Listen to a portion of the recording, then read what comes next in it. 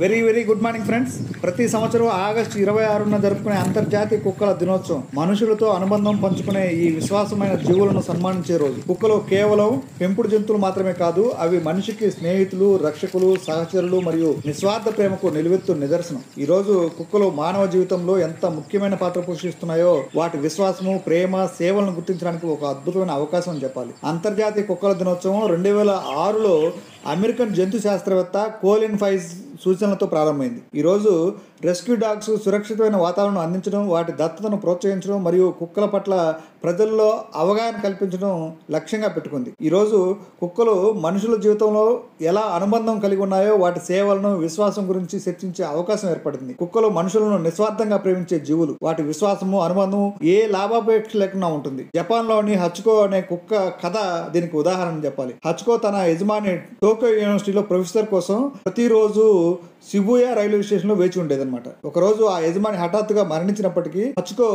సుమారు 10 ఏళ్ల పాటు ఆ స్టేషన్లో తన యజమాని కోసం ఎదురు చూస్తూ కూర్చుంది. ఈ కథ కుక్కల విశ్వాసము, ప్రేమకు ఒక చిరస్థాయి నిదర్శనంగా నిలిచింది. ఇలాంటి కథలు ప్రపంచవ్యాప్తంగా ఎన్నో ఉన్నాయి. యజమాని ప్రమాదంలో ఉన్నప్పుడు ప్రాణాలను సైతం త్యాగం చేసిన కుక్కలు, ఒంటరితనంలో సాంత్వన ఇచ్చిన కుక్కలు, బాంబులను గుర్తించి దొంగలను పట్టుకున్న కుక్కలు, ఇవన్నీ కుక్కలు మానవ జీవితంలో ఎంత ముఖ్యమైనవో తెలియజేస్తాయి. కుక్కలు కేవలం సహచరులు మాత్రమే కాదు, అవి మానవ జీవితంలో వివిధ పాత్రలను పోషిస్తూ ఉన్నాయి. రక్షణ విషయం తెలుసుకుంటే కుక్కలు ఇళ్లను, పొలాలను కాపాడుతూ ఉంటాయి. పోలీసులు, సైనిక బృందాల్లో శిక్షణ పొందిన కుక్కలు దొంగలను, బాంబులను కూడా గుర్తిస్తున్నాయి. ఇక వికలాంగులకు సహాయ కుక్కలు రోజువారీ జీవితంలో వెలుగులు నింపుతున్నాయి. కొన్ని కుక్కలు మానవుల్లో రోగాలను క్షణాల్లో గుర్తిస్తాయని తాజా అధ్యయనాలు చెబుతూ ఉన్నాయి. ఒక స్టార్టప్ కుక్కల ద్వారా రోగ నిర్ధారణ అద్భుత ఫలితాలను సాధిస్తోంది. కుక్కలు ఒంటరితనం, ఒత్తిడిలో ఉన్న వారికి భావోద్వేగ సహకారాన్ని అందిస్తున్నాయి. ఉదాహరణకు కవిత అనే ఒక వ్యక్తి తన కుక్క కళ్ళు పోయినప్పటికీ ఆ కుక్క తన కష్టాల్లో తోడుగా నిలిచిందని భావోద్వేగంతో చెప్పింది. భారత్లో సుమారు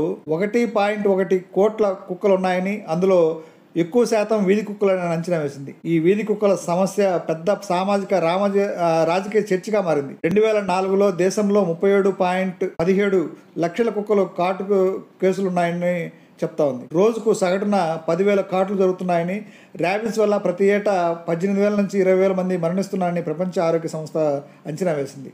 సుప్రీంకోర్టు ఢిల్లీ ఎన్సీఆర్లో వీధి కుక్కలను షెల్టర్లు తరలించాలని, స్టెరిలైజేషన్ అలాగే టీకాలు వేయాలని ఆదేశించింది.